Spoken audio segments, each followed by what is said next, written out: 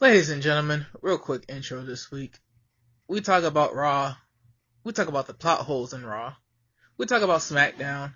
We talk about how much of a land of opportunity SmackDown is. And we really break down all the things that are happening with the women's division, the Australia show, and Hell in a Cell looking forward. We think a lot of good stuff happened this week, and we're still fair and critically objective. And we think a couple of stuff happened this week. Either way, same criticism, same analysis, same fact-checked, unbiased, objective opinion that you always get. So please, sit back, relax, and enjoy the wrestling show. Ladies and gentlemen, boys and girls, another month, another day, another week, another hour of the Playmakers Podcast, Wrestling Edition. I am the wrestling side of everything, Dallas Glenn, as usual. To my left or my right, whichever way he's standing in his room, my co-host Darnell, Playmaker Silence. How are you doing today, Darnell? I'm doing good. We got some stuff to talk about. It's been an interesting week. So let's get into it. Yeah, so, starting off with the first day of the week, depending on who you ask, Monday Night Raw. Darnell, I know that you had a chance to catch up on everything. I watched it live. First things first on my end, just talking about everything in a broad sense. I think the show, if you don't look at it too critically, was better than the past couple of weeks. I think instead of my original thought that WWE would kind of mail it in because football season was about to start and they've already gotten their money from their TV deals. I thought they were going to mail it in, but I think that, it didn't go off 100% well, but I can tell that there was way more effort into the writing and the execution of this show than others. I mean, the Shield, that the way they're making the Braun Strowman, Dolph Ziggler, Drew McIntyre team credible. I think that we can definitely see that this right here is going to like an old school Mexican trios rivalry, where it's basically 6-man tag team versus 6-man tag team, and this will be the main event feud on Raw for some time. I'm definitely thinking that even though Braun Strowman is technically cashing in at Hell in a Cell, that I don't think this ends at Hell in a Cell. What about you? We have a new trio, as you mentioned, with Dolph Ziggler, Braun Strowman, and Drew McIntyre, because the Shield were united. This is just the beginning. They had already announced that the Shield will face the other three at Super Showdown in October. Mm-hmm. So as you can see, you can start to see a somewhat of a storyline being built with more than just Roman Reigns and Braun Strowman for the Universal title, because now Dolph Ziggler and Drew McIntyre have the tag team titles. So now you have many angles where you can go about telling this story.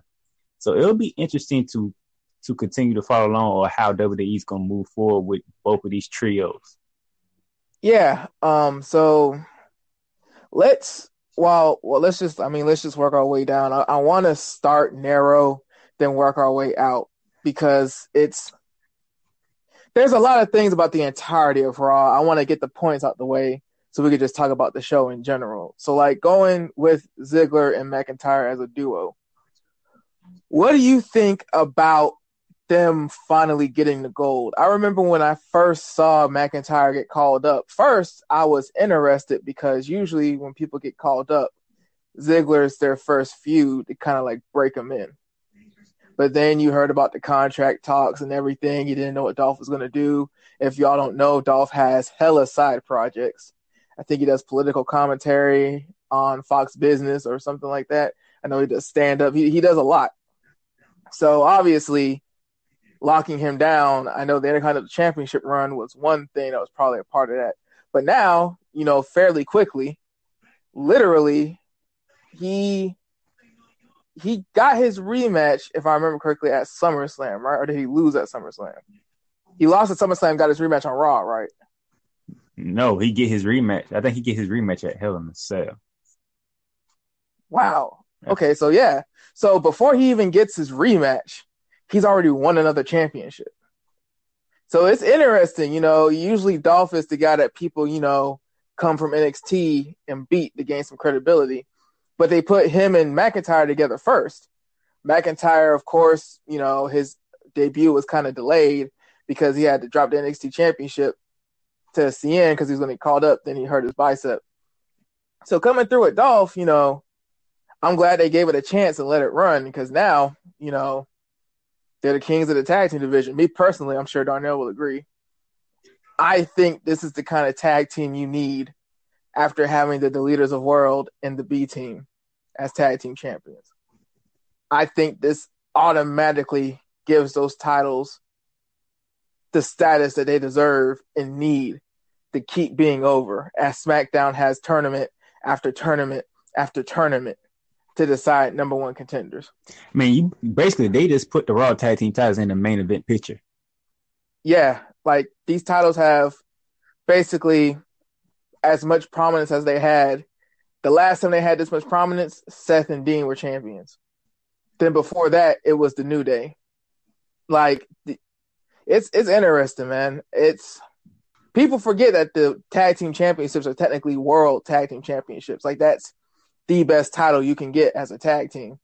And I feel like that feeling is getting brought back. Like when Braun came out to face Finn in the main, and they came out and did the entrance, and they had one tag team champion on each side of Braun Strowman. It goes from like Braun just being with two dudes to like, holy crap, Braun Strowman is Braun Strowman. Now he's a heel. Now he has the tag team champions as backup, and they're completely loyal to him. Now it's like legit. Then, you get to basically what happened after the main event. And, that's kind of where we'll transition to the whole generality thing. Because, I know women's segments happen, but we're going to talk about women's segments like as a whole because of what is all leading up to.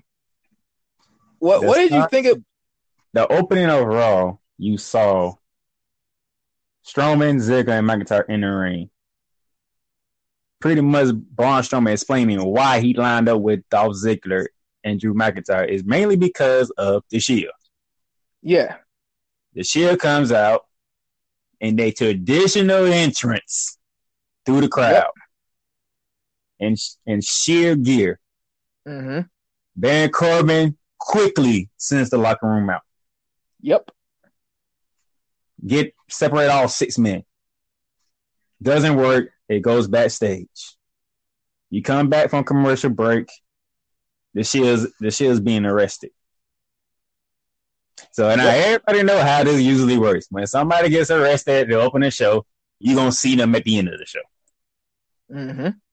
So I'm going to go ahead and let Dallas fill in the middle before we get to the end. Okay, so, for the sake of who jumped who, the Shield get arrested. And, while the show is going on and everything, you have your regular segments. You have your Elias segment. You have Bobby Lashley meditating. Then Kevin Owens coming back after only 1 week segment. And it's odd because that's that, and we'll get to that. But the middle of the show, and this is where the holes that we were talking about during the intro start to come in. I think that this was them. You have to remember that first off, like Darnell said, it was traditional Shield entrance, traditional Shield gear. If you pay attention to WWE social media, the Shield have basically been like the Shield, quote unquote, but they've still been wearing their individual gimmick gear. It's basically been like thrown together. This week, though, they're back as the real Shield, which makes sense because the entire show was based around the Shield as a unit and a team. I think if I remember correctly, Darnell, they didn't even have their belts with them. No, they didn't. They didn't have the Universal title or the Intercontinental title with them. It was just straight up unit, Shield. So, I feel like wrestling, you have to have a suspension of disbelief.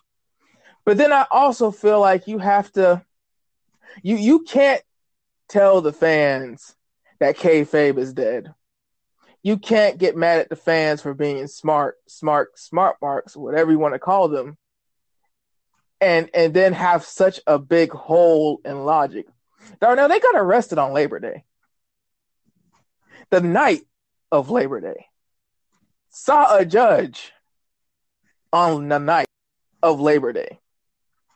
Got arraigned on the night of Labor Day. Posted bail on the night of Labor Day. Proceeded to steal the same paddy wagon they were arrested in the night of Labor Day and came back to the arena and just got ghetto stomped.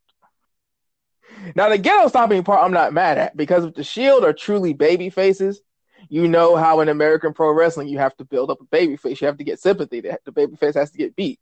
The villain has to start getting heat and get over. It's just, it's odd, man. I feel like on one hand it's nitpicking. I feel like on another hand it's just the whole night was based around a real plot hole. And then you look at the top of the pyramid and you start going down. I think a segment or two before that, Bobby Lashley is having a meditation session with Jinder Mahal. It's like Bobby Lashley is a guy who was doing crazy stuff in MMA and Impact, and you've basically brought him back and you kind of don't know what to do. You have him get a big win against Roman Reigns at a pay-per-view, then you make the TV match the next night for number one contendership, and Roman wins that, basically negating the pay-per-view win. Then you have Jinder Mahal, where it's like on SmackDown, he was a United States champion and a WWE champion. Hell, all he needed to do was find somebody to partner with, and he would have been a Triple Crown champion in a 365-day span. You move him to Raw, and now it's Jinder can't get over, or Jinder is. You moved him to Raw knowing that it was already top heavy. You wouldn't have a place for him. So now he's gone from being WWE champion and United States champion to doing some kind of weird meditation segment that Baron Corbin set up with Bobby Lashley. But that writing isn't as bad as Kevin Owens coming out of nowhere to attack Bobby Lashley while he's meditating a week after he quit. Darnell, are you supposed to come back a week after you quit? No, I think they did that completely wrong. They could have, if the idea was for Kevin Owens to be gone for a week, basically what they could have did was Kevin Owens could have sat in the ring after he had lost to Seth Rollins and made it felt like he was going to quit, but he didn't say he was going to quit. Could have been like, I don't know anymore. I don't know if I can do this anymore. And just walked out. Leaving the person like, did Kevin Owens just quit? But now that he came back to me top and he attacked Bobby Lashley, it's like, really? Everybody knows what the storyline gonna be, but it's like, really?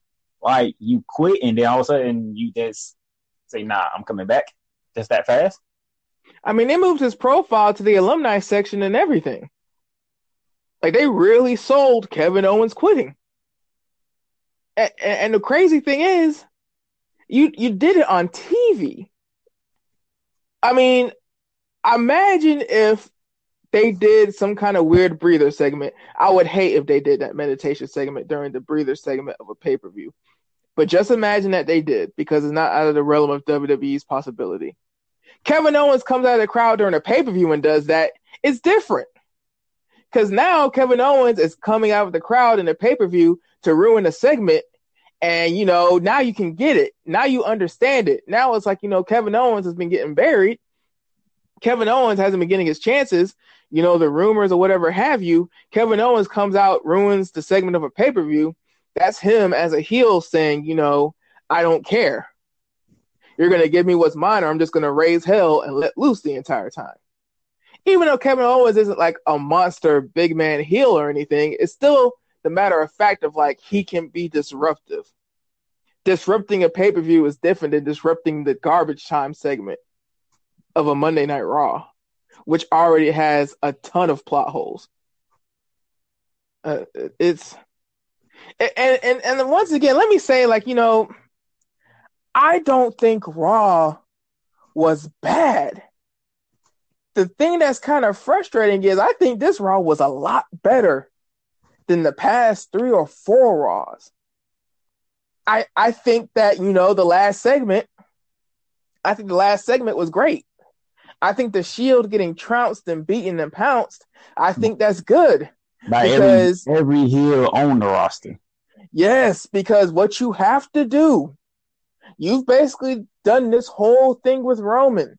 You've basically done this thing with Seth. Dean's been gone. Like, what you have to do is, hey, we've basically told them, like, word for word how we want this to go.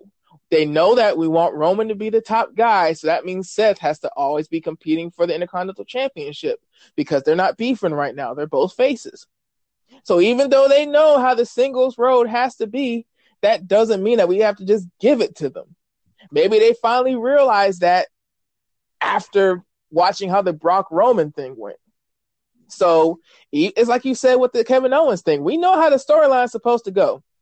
We know that if we had to put money on it, there's like a 97% chance that Braun is losing at Hell in a Cell.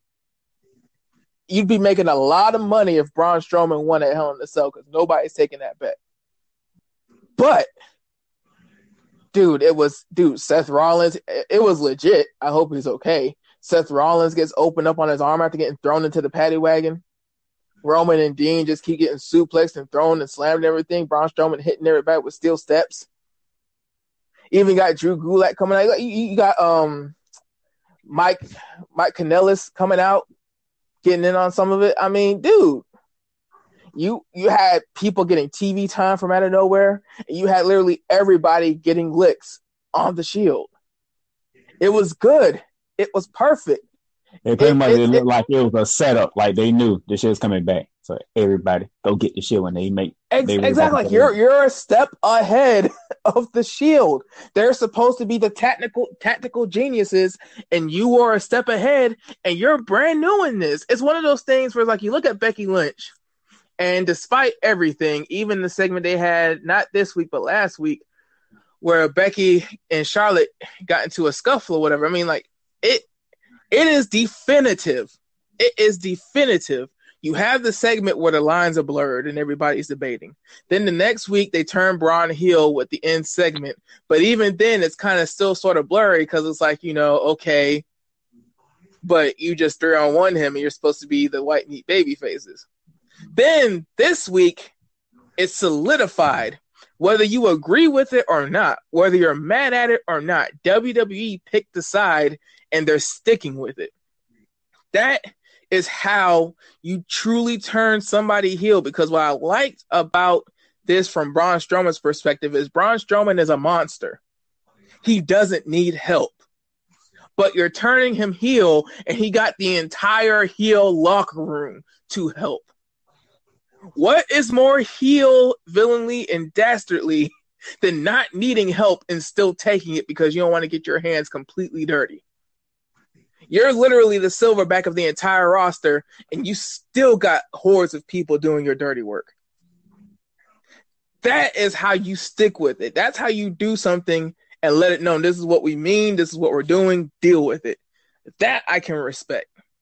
All the plot holes that happened with the women's match between Natalya and Alexa, all the plot holes that happened with the Kevin Owens segment, all the plot holes that happened with the Shield being in jail on the night of Labor Day and finding a judge and arraignment and a bail bondsman within the span of 2 hours, I can deal with that. Because when it came time to really, really put in work, they put the titles on Ziggler and McIntyre, and the finish was decisive, and they had the final segment that they did. But in saying that, going over to the SmackDown side, there was a lot of matches announced. I think SmackDown itself had some good stuff going. It was by no means just some kind of recap show. But Darnell, a lot of news got released by way of SmackDown last night. For one, we're already getting the second Mixed Match Challenge. What do you think about that? They're already doing the second tournament. Like, didn't the first one end in like May? Yep. And my early pick, The Boss and Bobby Lashley. Ooh, yeah. That is a good team. I mean, I don't know if they'll win, but I am very happy to see R-Truth and Carmella on the same page. It seems like for the past few weeks, R-Truth has some kind of beef for Carmella, but I'm glad that they found a common enemy in the Maurice and Miz. You know what? We gonna get to it, but I just want the people to think about this until we get to it. R-Truth was in the main event of SmackDown Live. Dude. I mean... Let them marinate on that, but we're going to get back to the mismatch. But let's think about it. Let it marinate. R-Truth was in the main event of SmackDown Live. Anyway, the defending champs are returning, Miz and Oscar. Mm-hmm. They repaired Braun Strowman and Alexa Bliss. Mm-hmm. The husband and wife combos are back.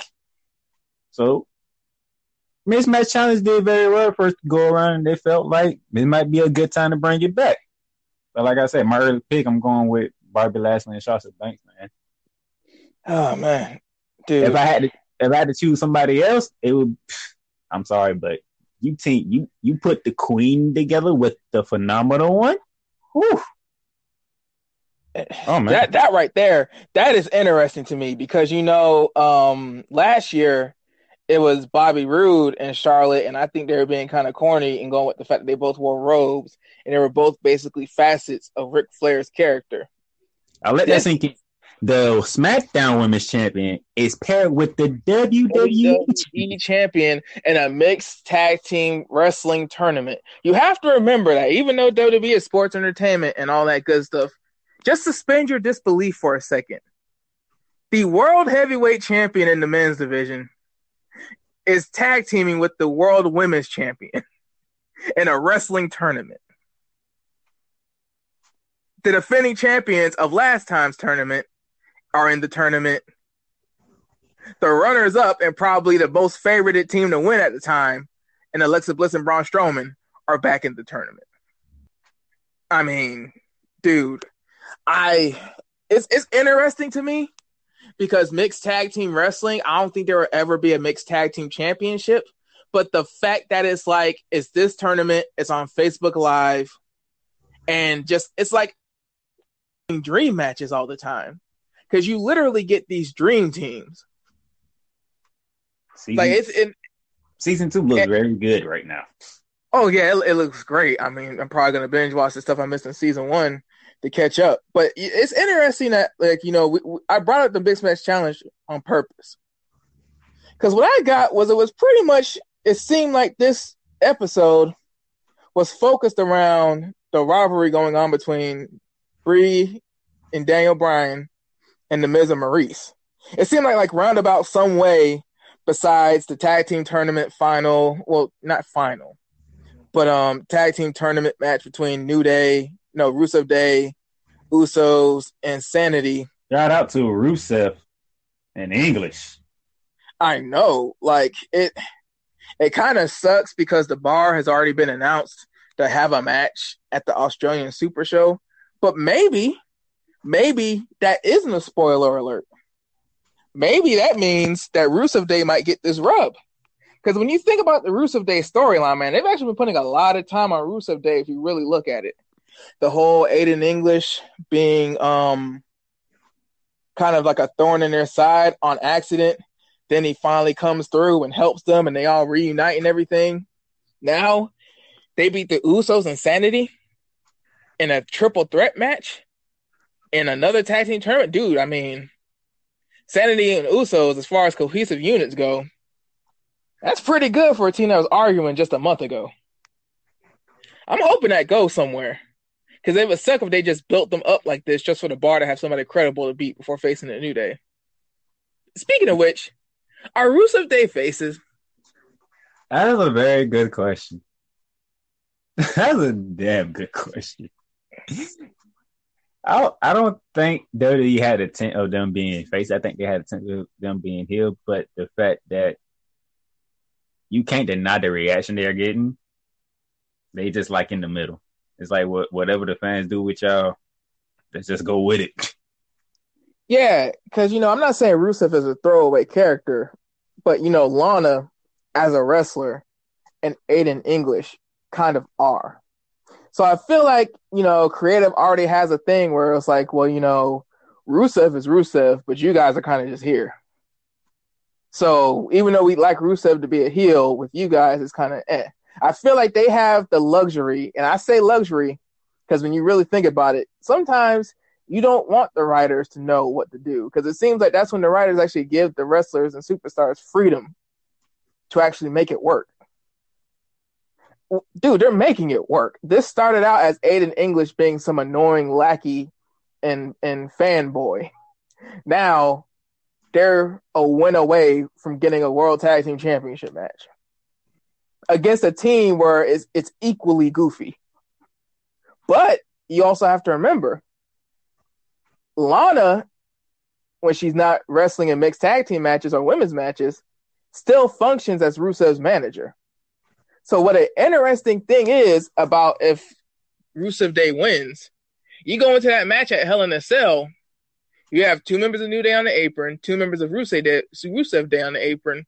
You'll have Lana ringside and a member of the New Day ringside. So it's interesting because whether Rusev Day is heel or face, it actually won't be a numbers advantage. Because before she started wrestling, I think Lana was on track to become one of the best managers, period. So that's an interesting thing. Another match got announced. I can't remember the fourth person. I do remember the fourth person. Duh. But before we get to that, because we're almost to the point where we can just talk about all the women as a whole. What do you think about the Jeff Hardy, Randy Orton, Hell in a Cell hype packages real quick? You know what? That's exactly what they needed. The simple fact that Jeff Hardy said he never had a reason to get inside Hell in a Cell. And they used that for this past show. They say he finally has a reason to go inside Hell in a Cell. It makes sense now. So pretty much, he's stepping into a structure that the Viper already knows about. Well, and then he basically saying, I'm going to the links to defend where I have been ever since my career started. And I'm going to do it inside the most dangerous structure there is. It still ain't going to change my prediction because I still predict Randy Orton is going to end Jeff Hardy, and Jeff Hardy's going to come back as somebody different. Mm-hmm. I'm thinking Brother Nero. But that's what they needed. That's what they needed. All right. And finally on the men's side. Actually, no, second to final. Because we're gonna talk about that main event. We're talking about that main event. Samoa Joe, AJ Styles. The brawl that happened. That's a pride. More disrespect. This feud right here, man. Whew. This feud still should be inside Hell in a Cell. Just throwing it out there one more time. Like, jeez. Throwing it out there real quick, not getting into it. I feel like even though they did what they were supposed to do with the hype package, dude, I'm sorry. AJ Styles, Samoa Joe, Becky Lynch, Charlotte, those should be the Hell in a Cell matches. I think they're making the wrong call in the end with a non-championship feud going in Hell in a Cell. I mean, it doesn't matter how much Randy Orton does. It doesn't matter how much Jeff Hardy goes into that dark place that Matt Hardy showed him when they were in Impact.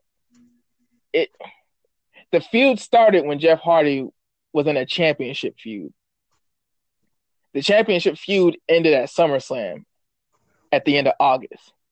It's early September, and this feud warrants the use of Hell in a Cell. I don't know, man. Charlotte, Becky, they got history. AJ Styles, Samoa Joe, they got history. The heat between AJ Styles and Samoa Joe right now, the heat between Becky Lynch finally turning heel, per se.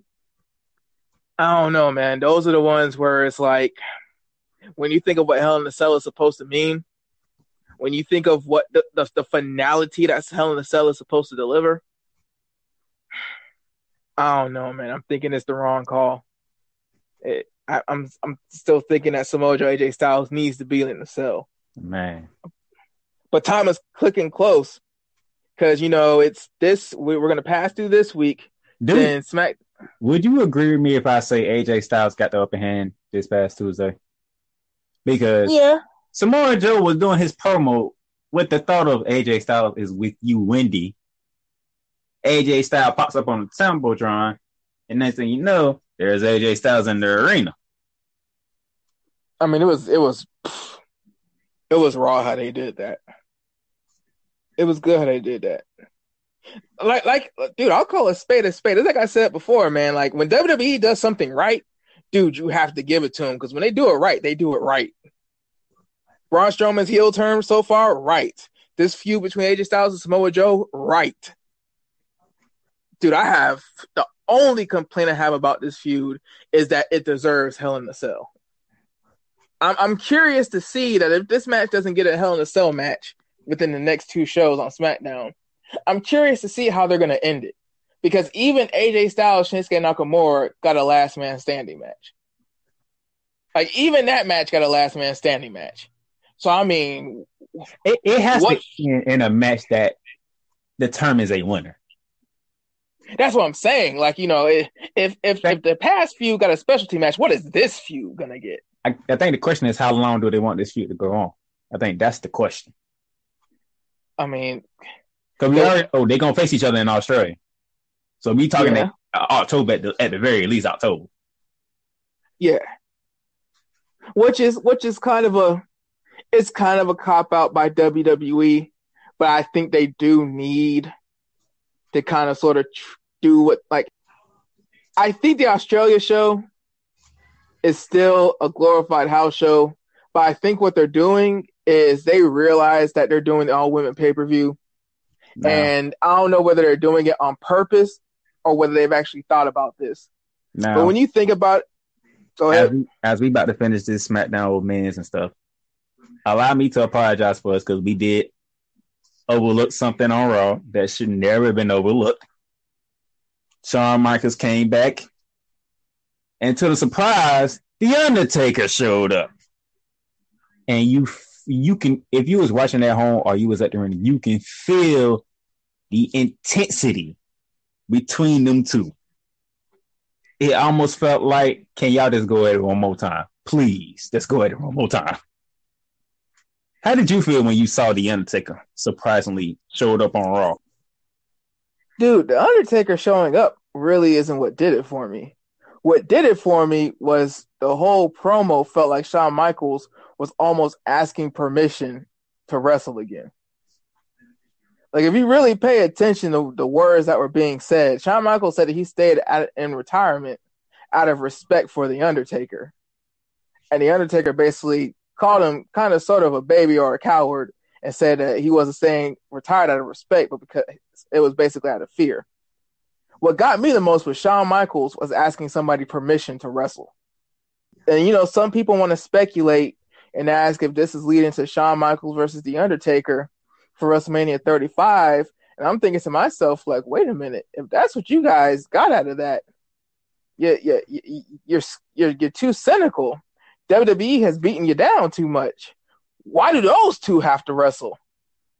Undertaker is still the gatekeeper. What got me was, and I felt like The Undertaker was actually right. If Michaels was to return, it would be for The Undertaker and nobody else. I mean, if Michael was his ultimate goal is to get at The Undertaker. That would be his ultimate goal. Even so,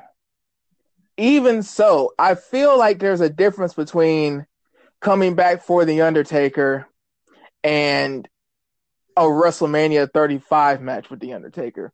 Now, we both know The Undertaker can't work a lot of matches a year like that. I'm surprised that he even signed on for this doggone show in Australia. I get what they're doing.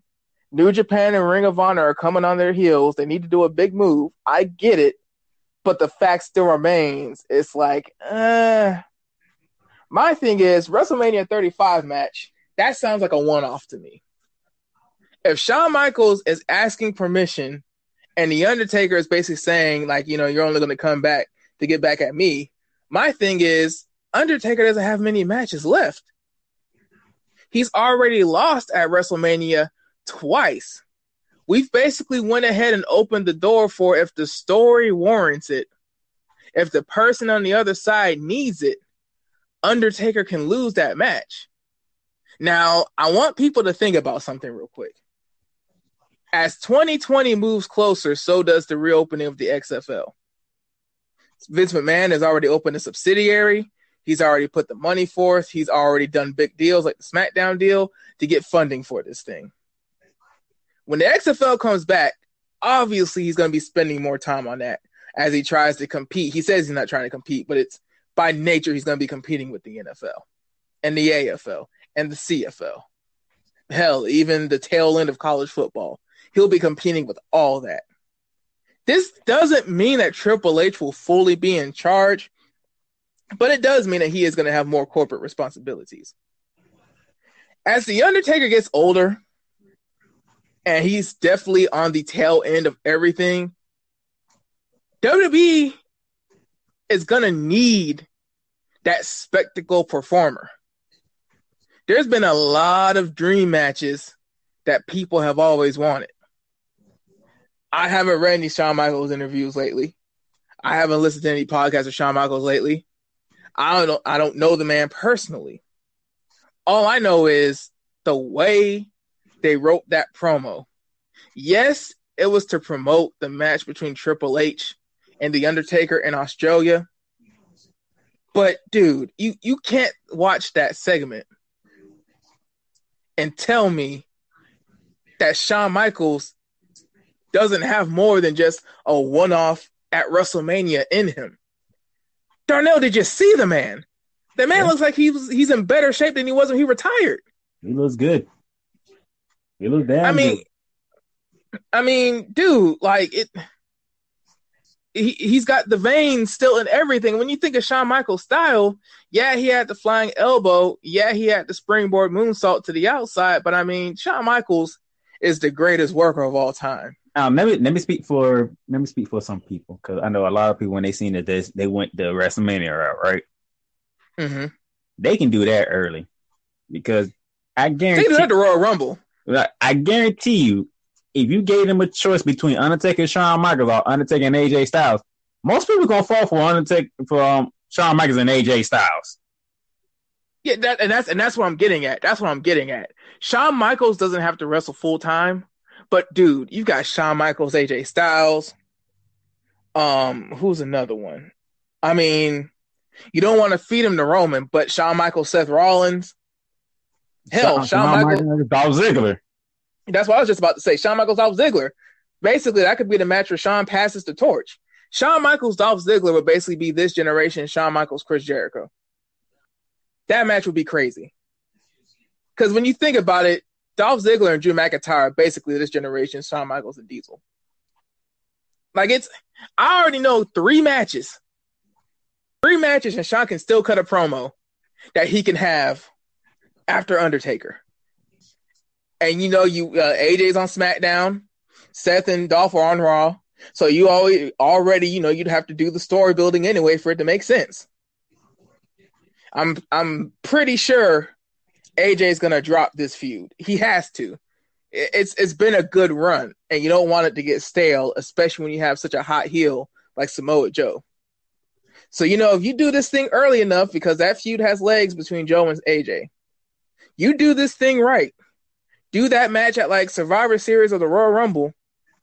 That's enough time for AJ to have lost his title, and then the whole what next happens. Because he has to lose, he has to get his rematch, Samoa Joe has to win in the end. Then AJ Styles has to float around and wonder what's next. That's when Shawn Michaels comes. That's when you start building AJ Styles versus Shawn Michaels for WrestleMania. The thing about it, do they really have to build? If they was to go that route, do they really have to build that match? Hell no, because that's been the biggest dream match in like the entire industry. They don't have to do much building. They just gotta let people know what's gonna happen. That's one of the few wrestling matches in WWE where they can go the traditional fight promoting route. They don't have to do a story. They don't have to have a reason. They don't have to have any beef. You just get somebody to play Don King and somebody to play Bob Arum, and you have 2 promoters just talking the whole time. Just promote the fight. That's all you gotta do is just promote the fight. It's like Shawn Michaels. He was the showstopper. He was the man of the Attitude Era. He was the man of the Ruthless Aggression era. That was him. AJ Styles, the man of this era. AJ Styles has done it, has been a top guy, has risen promotions from the ground all over the world. He's been in Ring of Honor. He's been in Shikara. He's been in New Japan. He's been in TNA, Impact. Now he's doing in WWE, a 2-time WWE champion. And this second reign is long. So, I mean, AJ's got the juice. AJ's been legitimized. He's done it at the highest level you could possibly do it. Nobody can say anything about AJ. AJ is an all-timer. He's an all-timer, and he's done it everywhere. So that match, like I said, dude, that's just, you just promote the fight. All you got to do is promote the fight. That would be the headline of WrestleMania. Truth be told, I mean, I don't know if they would give him the last spot because of what they done with Roman, but I would hope that match either goes third to last or second to last over the Raw Women's title. Because to be honest, if AJ's been mid-carding as WWE champion, I don't see them having the WWE championship in the upper card if Samoa Joe is champion at WrestleMania. I hope I'm wrong, but that's just how I see it. I see Shawn Michaels, AJ Styles going on second to last. You brought the Raw Women's Championship, so let's get into the Raw. Let's get into the women's. So. No, I will. I'm going to give R-Truth his due. Oh yeah, that's why I didn't want to do this segment before that one because I knew that was going to happen, dude. We're going to give R-Truth his due. The man is about damn 50 and just came back off of injury. The man wins. The main event of SmackDown. The main event of SmackDown and beat The Miz with Carmelo at his side. Dude, goddamn. R-Truth been searching for Carmelo for like weeks. And R-Truth, he found Carmelo, but it wasn't Carmelo, it was Maurice. In the past, since he's been back, R-Truth had a back and forth quick match with Samoa Joe. People will say it's a squash, but when you look at the match, he got some stuff in. Shinsuke, that match was longer than the match with Samoa Joe. Now this match, he pins The Miz in the main event. Y'all gonna stop doing this to Mr. Ron Killings, the first ever 2-time NWA World Heavyweight Champion that was African American. Y'all gonna stop this. Y'all gonna stop this disrespect. Y'all gonna stop this foolishness. He gotta win. Y'all gonna put some respect on R-Truth's name. He beat the A-lister. The Miz, he beat the Grand Slam champion, the star of Miz and Maurice, Miz and Mrs. Whatever you want to say about the Miz's resume is there, and god dang it, Truth got the roll-up pin in the main event of TV. So don't ever say that WWE didn't do nothing for you. Don't ever say, I'm telling, at this point, you know what? At this point, because I usually say WWE is giving us what we want, it's just on the main row. You know, at this point, just don't watch Raw. You got 4 other shows to watch. Then Mae Young Classic came back.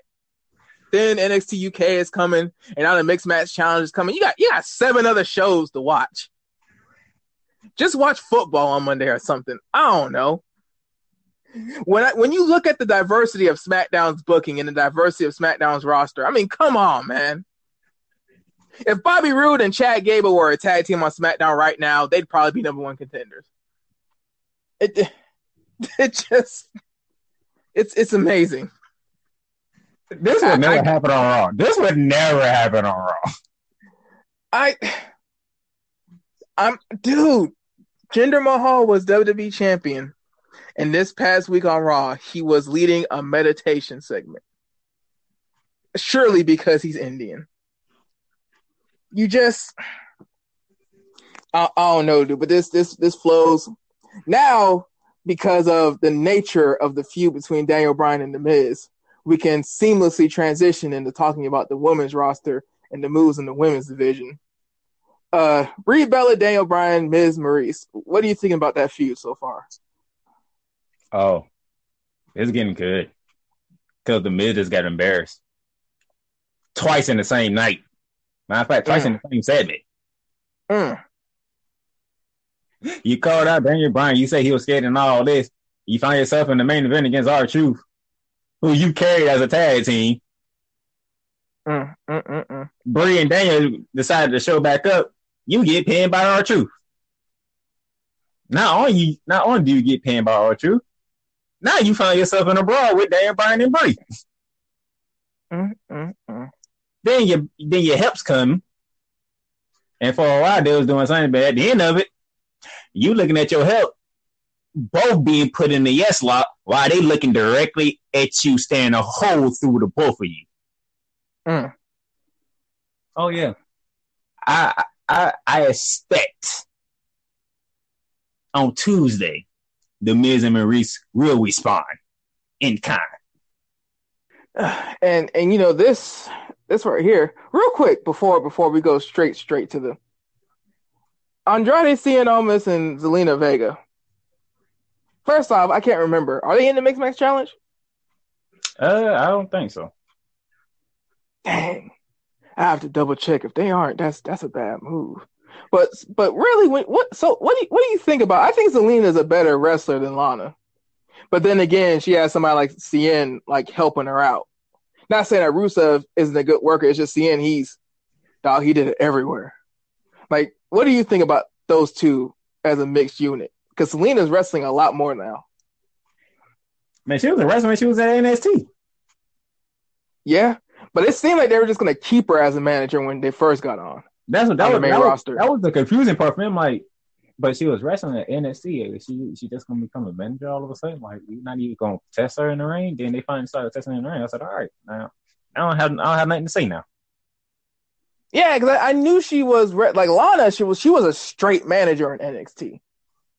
Zelina, I remember Zelina, like, you know, she wasn't always with Andrade, but I mean, and that's really the thing. I knew she wrestled in the beginning, but what happens a lot with the women's division, they'll come into NXT as a wrestler, and then the ones that aren't working out, those are the ones they'll switch to like ring announcer or a manager or a backstage interviewer or something like that. And that's kind of sort of how she got caught up, because on one hand, you can't really be mad at it because Andrade had the NXT world title run. She was managing a world champion. So, you know, that's when you look at the NXT women's division, it's stacked. But you get the manager singles champion, it's straight. Like I've been saying for weeks, everything they doing with the women's is leading up to one thing and one thing only. Yep, and that's why we're saving them for last. That's why we purposefully did this podcast, to save everything for last, because it's just a straight line. So now you don't know, they have to start adding matches now. And when they start adding matches, guess what? Lita's coming back. Yeah, but before that, sticking with Brie Bella, did you have a chance to see her tag match against the Riot Squad? Yeah, that was. I don't understand. Why are they trying to give her Daniel Bryan's moveset? She tried the suicide dive. Why are they trying to give her Daniel Bryan's moveset? I think that's kind of corny. Because before she got married to Daniel Bryan, she was a Divas champion. Like, the Bellas, contrary to popular belief, the Bellas were actually kind of over before they started dating their main event men. Now, granted, one got married and one broke up with the other. But, dude, like, Brie Bella was a champion before she married Daniel Bryan. Why are they trying to give her Daniel Bryan's moveset? She wasn't even in her prime before motherhood and taking a year or two off from the ring. She wasn't able to pull off Daniel Bryan's moveset. Why would they give it to her now? I have no answer for that one. And here's the thing. Am I a fan of how the Bellas work? No. But at the same time, they work pretty much the quintessential WWE style. Take it for what it is. It is what it is. It does what it does. That being said, don't leave the girl that brought you to the dance. They're back now. Okay. Make sure they don't kill themselves and let them keep the moveset that you liked in the beginning when they were in their prime. Don't give somebody who hasn't been wrestling for a year a moveset they've never used. She botched both dives. And what made it even worse was her legs got caught both dives. That could have ended terribly. Because, you know, people want to blame the Riot Squad saying they weren't in position on both spots. But it's like, dude, Brie, the second dive, Brie literally jumped, extended, and fell straight down. Like no air. Don't. Because then another thing that you do with that is you devalue a suicide dive. Suicide dives already don't look like they hurt that much. It looks like you just kind of like land on somebody and they like stagger back because they're really supposed to be catching you as your base for your stunt. So it already doesn't look like it hurts. Now you got somebody who really shouldn't be doing them. And it just, again, suspension of disbelief, but don't do it like that. Don't make it that obvious. People already have to do enough to get into it. My question is what they going to do with Nikki? Brie has a match at Hell in a Cell, so what they going to do with Nikki? I think that's why they have them working both shows. I think that segment with them saying that they were going to have Ronda's back, I'm with you because I think we talked about it in private. I think that's leading to a heel turn with Nikki because Brie is over with Daniel and everything, and Brie is working both shows right now. And, you know, I'm sure she's enjoying it because it's her first time back. She has all the rush and everything, but that's probably going to get old real soon. And I know they want the Bellas back together because of the ratings and everything, but, you know, however long that can last, I think Nikki's going to turn heel after the Ronda Alexa Bliss feud is over because Alexa Bliss has already been announced to face Trish Stratus. So they got to start doing that eventually. And speaking of which, did Alexa Bliss really seemingly beat Natalya with Ronda Rousey's move, even though she ain't do it correctly? Is that what I saw on Raw?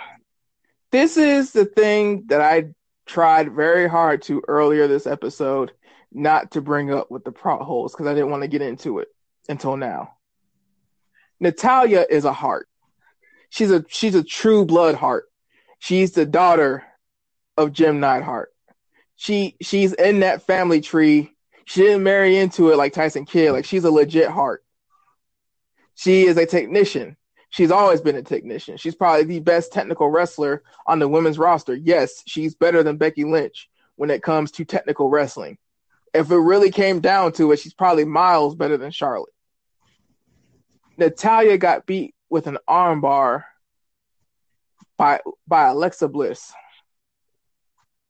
She's the tag team partner, friend, manager, mentor of Ronda Rousey.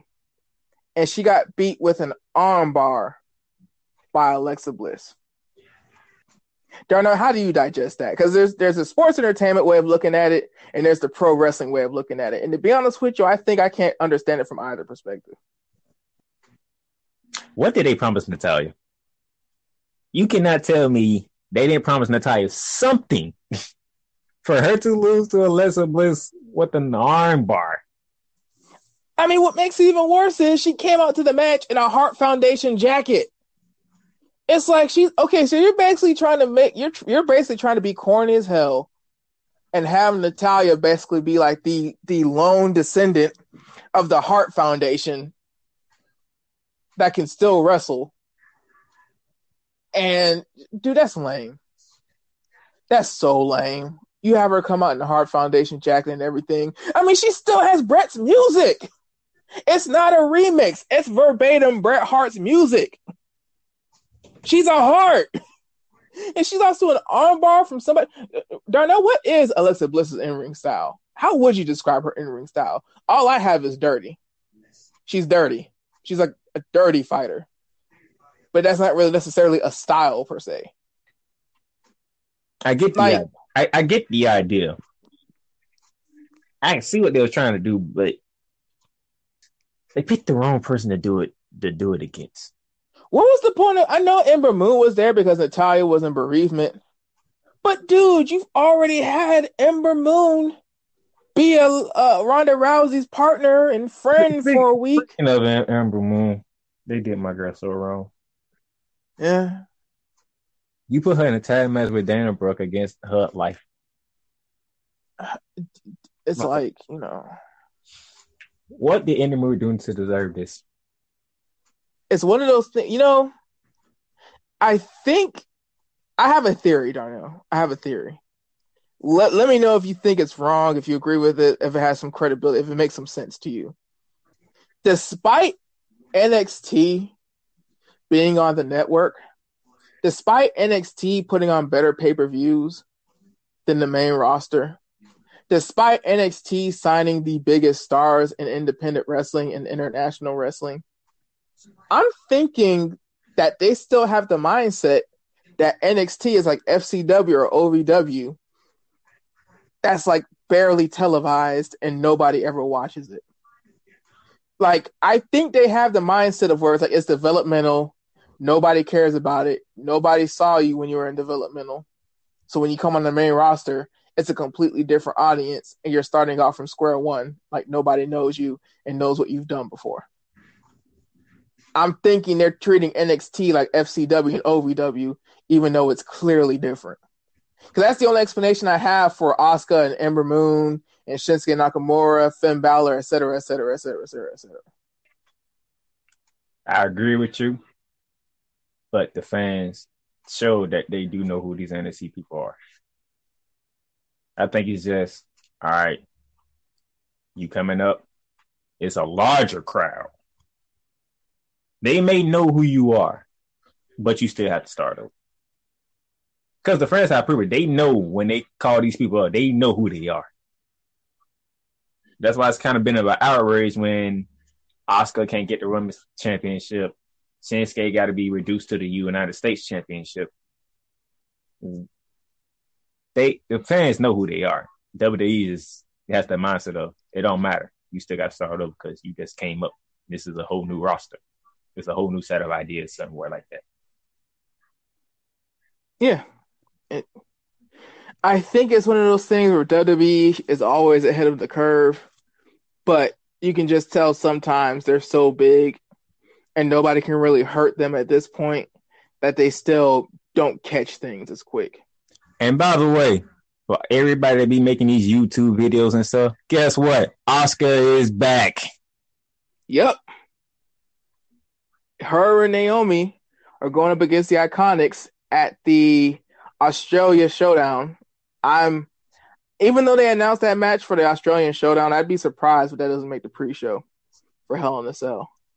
I think if you're going to announce it for that event, that's a long way away when you think about it. This is a non-title women's tag team feud.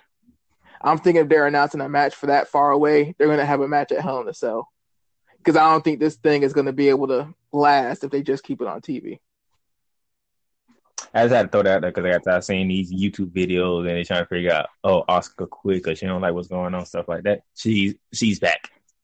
Yeah, she came back. Like, people forget because people like to start rumors instead of actually just thinking things through. There are times where creative just doesn't have something for somebody. Sometimes absence makes the heart grow fonder. Even though the rumors had no validity to them, were you guys not talking about Asuka the entire time in her absence? Like, again, there's a lot of things that WWE does that the fans don't necessarily like. But when they do something right, they do something right. And that includes working the fans. You guys talk, like everybody's talking about how Becky Lynch, how they won't boo her. Okay. That means you'll watch her segment. Braun Strowman, the whole thing with him. Okay, that means you'll watch the main event. You'll last the whole pay-per-view. AJ Samoa, just so on and so on. So it's like, sometimes you complaining on social media, it's just confirmation that, okay, as long as eyeballs hit the TV, that means like the commercials will be seen by the right people. That's all they really need to worry about at this point. And that way, I think we can leave off with this. Charlotte, Becky Lynch. Now we know that's gonna make it through October for sure. Oh, dude, this right here. I mean, Survivor Series has been Raw versus SmackDown, so you're looking at Jesus Christ. You're looking at possibly Charlotte Flair versus Ronda Rousey probably going to go on at Survivor Series in November. So yeah, this feud right here, this might go through TLC maybe, since you're gonna have to skip for Survivor Series. So yeah, this thing right here, like I said earlier, I think this feud should be in Hell in a Cell. They still have time, even though the matches for the most part are announced for Hell in a Cell. I'm holding out hope. They still have time. I don't know because they already got them slotted for Australia in a women's championship match. which is, I believe, the second title they announced that will be defended in Australia, besides the Cruiserweight title. No, SmackDown Championship too. SmackDown Tag Team Championship, New Day against the Bar. They're defending that too. Okay. So and you know what I don't like is this is why I don't really like the whole glorification of this house show. You're doing a lot of potential spoilers here. I know they always say cards subject to change, but Darnell, why would the card change like that if they're doing so much work to promote this show? And they're clearly announcing these title matches to make sure that they sell out the house. They wouldn't announce these matches and be promoting this show like this if they were going to change these matches up. So I don't really like that when you're coming up to a pay-per-view and you're announcing title matches. You're literally about to have these titles defended at a pay-per-view. So do you want people to pay the $10 to see the house show in Australia at 1 a.m? Or 5 a.m? Or do you want people to actually pay to see the Eastern Standard Time house show in America? I mean, pay-per-view in America. Like which is it? Like I said, it might be a house show, but they damn sure ain't treating it like one. They're not, but it's weird to me because still, it's like, dude, okay, the Australians might order the WWE Network. I have to look that up. I can't remember if Australia has WWE Network. But say for, you know, craps and giggles, even though there's only 1.8 million subscribers of the network, that it's available to people in Australia. How many new subscribers in Australia are really going to get it for that show? Because I know a lot of new subscribers in America ain't coming from that show. Basically, this card on this show is everything that we would regularly see on a regular basis. We can get Universal Championships on TV. We can get WWE Championship matches on TV. We can get Tag Team Championship matches. Why am I going to wake up at 5 a.m. when you're basically announcing matches before a pay-per-view? Now you're making me wonder, should I even watch the pay-per-view? It's you know, I mean, again, you have to take promotions for what they're worth. WWE is the only wrestling promotion out there that's a publicly traded company. You know, I agree with you, but if it wasn't it's Hell in a Cell. And that's like one of my favorite matches. Okay, so you're watching for a match type, but what if you're a person that's indifferent to a match type? What if you're a person where it's like, if I know what's going to happen, I don't want to watch it, period. Because I've seen a Hell in a Cell match before. So, yeah. But I think every Hell in a Cell match has actually kind of been different. I mean, if you really want to do it like that, uniqueness to the cell. If you really want to do it like that, the only true Hell in a Cell match that's really happened in this era was Kevin Owens, Shane McMahon, and the Dean Ambrose, Seth Rollins one. Those are really the only two since like 2008 that were truly Hell in a Cell matches. They cleaned up the Hell in a Cell match a lot during the PG era. It's really not the same. It's not. They can't afford to do that though. If you're gonna put Randy Orton and Jeff Hardy inside Hell in a Cell, and that's the thing. Like, you know, on that end, I can agree with you because I'm thinking to myself, like, you know what? You can't do this rinky-dink PG, basically a big steel cage match where you can walk on the floor with Jeff Hardy, Randy Orton. There's no championship on the line. The feud really just started. Jeff Hardy's never been in Hell in a Cell before, and it's Randy Orton. I mean, and Jeff Hardy's known to jump off anything. Exactly. Like, dude, you just had Kevin Owens get thrown off a damn steel cage. You just had Jeff Hardy swanton Randy through a table off the stage like this. I don't know if Jeff's body can handle it. I don't want to talk about Jeff like he's just some kind of variable. But I mean, dude, Jeff Hardy ain't got a long career ahead of him.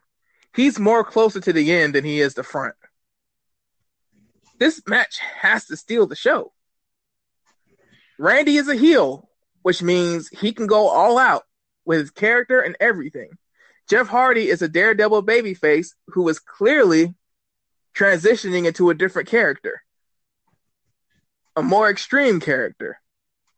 So either that character comes out during the Hell in a Cell match itself, or this match happens in a way to where Jeff Hardy realizes he needs something different to beat Randy Orton. Either way, you can't do the kendo stick, light garbage can lid, never leave the inside of the cell Hell in a Cell match. That's not going to work. And then you name the pay-per-view Hell in a Cell, but you're only going to have 2 Hell in a Cell matches, and then one of them isn't even for a championship. It has to deliver. It has to deliver. It was lame in the beginning to call the pay-per-view Hell in a Cell anyway, because when you call the pay-per-view Hell in a Cell and you only have 1 or 2 Hell in a Cell matches, that's lame. That's lame. But I mean, you know, without talking in a circle and saying the same thing over and over, it has to deliver. And that being, and it goes back to my point, man. Like, they have 2 more weeks. I'm going to hold out hope, because every single week it seems like the heat intensifies between Charlotte and Becky Lynch. I'm holding out hope. So, on that note, Velveteen Dream, what can you say? He got a big win against Johnny Gargano in NXT. What did you think about that match and that win, real quick, Darnell? Johnny Gargano is suffering from split personality. Got to.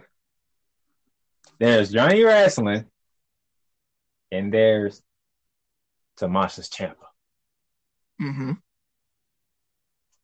You can see at times Gargano went to the Ciampa route and was finna decapitate Velveteen. The refs in the crowd, no, Johnny, don't do it. Don't do it. Don't do it, Johnny. Don't do it. He's playing back and forth with himself. And Velveteen Dream, being savvy, called him a failure to set him up for the win. Johnny Gargano's going to snap eventually. Completely. Dude, it's Velveteen Dream, man. Every week I say something. He's been announced for 2 WWN Evolve dates. I think it's 116 and 117. It's somewhere in there. But he has 2 dates for Evolve, which is basically one of the independent promotions that WWE has a strong working relationship. NXT is like a protected bubble. You're in development, but you have all the resources available to you, all the coaching available to you, all the TV training available to you, and the pay-per-views are basically set up for you to win. It's basically set up for you to be able to go out there, execute, get the job done, and you'll be over. Velveteen Dream, even though he was on the independents in Maryland and MCW with Leo Rush before he got signed full-time with WWE, is about to go to one of the most popular American independent promotions out there and be the main event. I'm going to try to figure out a way to see these matches somehow, some way. But hopefully these 2 matches that he has only proves what I've been saying forever. He doesn't have to be in a title match. He doesn't have to be contending for a title. He doesn't have to be a heel. He doesn't have to be a face. You put Velveteen Dream in the ring, you're going to sell tickets. You put him on a flyer, good God. Just make sure that people can buy the streaming link and just leave it there. Soon as you announce Velveteen Dream, money. The dude just has match after match after match after match after match. And what happens with a lot of dudes in WWE is they can have the matches, but they can't talk. But you know what? Dream can talk, and then he can talk, and he can talk, and he can talk, and he can talk. And some guys, they're all sizzle and no steak. Dream is the total package. He is the rare professional wrestler in this weird world of professional wrestling that doesn't need a belt. The belt needs him. There's going to be some championship that's struggling, Darnell, when he gets called up. There's going to be some championship that's in the lull phase. And the Dream is going to rescue it. And the funny thing is, I guarantee he's going to say that he's rescuing that championship from whoever's holding it. It's just, dude, he's over. People are now asking WWE if they can use him. It's crazy. It's crazy that you have Ricochet, you have Adam Cole, you have Kyle O'Reilly and Bobby Fish, you have Keith Lee, you have Cassius Ohno, you have Shayna Baszler, you have Kairi Sane, The roster is stacked. But Darnell, I'm being honest and objective when I say this. Nobody on the NXT roster but Velveteen Dream can function without a title their entire career and go into the WWE Hall of Fame. Every person on that roster is going to need a championship at least once. So, on that note, what are your closing remarks, Darnell? The NFL season is here. Football as a whole has arrived. If you ain't check out our episodes from this week, just know we separated college and the NFL, so it's 2 shows by itself now. We're going to recap what an interesting week 1 it is, and we're going to also recap what week 2 brought in college football. So be prepared because we starting to have some real fun now. Oh, yeah. Well, boys and girls, your wrestling word of wisdom this week is pay attention to Shimmer, pay attention to Shine, pay attention to Women of Honor, give your congrats to Tessa Blanchard, give your congrats to all the women that competed at the All In pay-per-view. And speaking of the All In pay-per-view, guys, we say it in jest in the middle of the podcast, but the All In show drew 11,263 people, somewhere around that mark. All In isn't even a promotion. It was just a one-off show.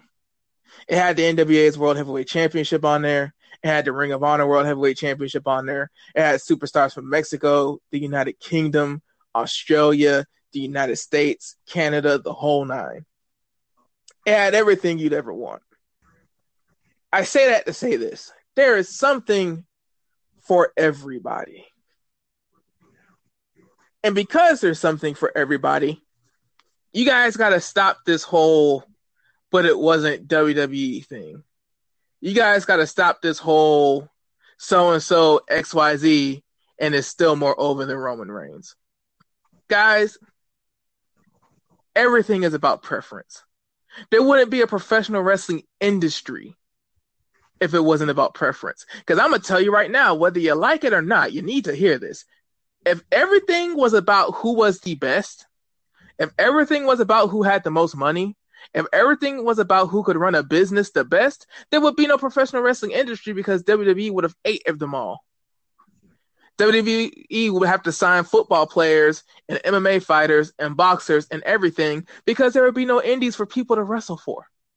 It would just be wrestling school after wrestling school after wrestling school having shows so their kids can practice and hoping that somebody from WWE would come to see them instead of signing some football player who just blew his knee out. Enjoy this golden era of wrestling.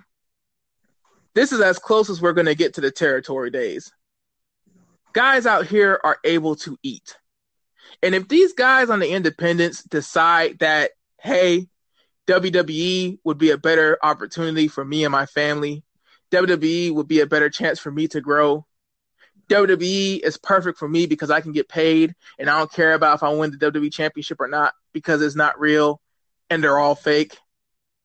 Be happy for him. Because if you had the chance to go to the highest pinnacle of your career, you would want people to be happy for you. It's the same thing. So, put your money where your mouth is. Evolution is coming in October, but we all know that this isn't the first major event in women's wrestling. We all know that there are other pay-per-views to watch that featured all women. Watch some Impact. Watch some Shimmer. Have a good weekend and enjoy the foosball if you watch it. If you don't, basketball is almost here. And if you don't watch that, more wrestling, more fun. On that note, be good this weekend. We're out. We're holla. Bye. The podcast you just heard was made using Anchor. Ever thought about making your own podcast? Anchor makes it really easy for anyone to get started. It's a one-stop shop for recording, hosting, and distributing podcasts. Best of all, it's 100% free. Sign up now at anchor.fm/new. That's anchor.fm/new to get started.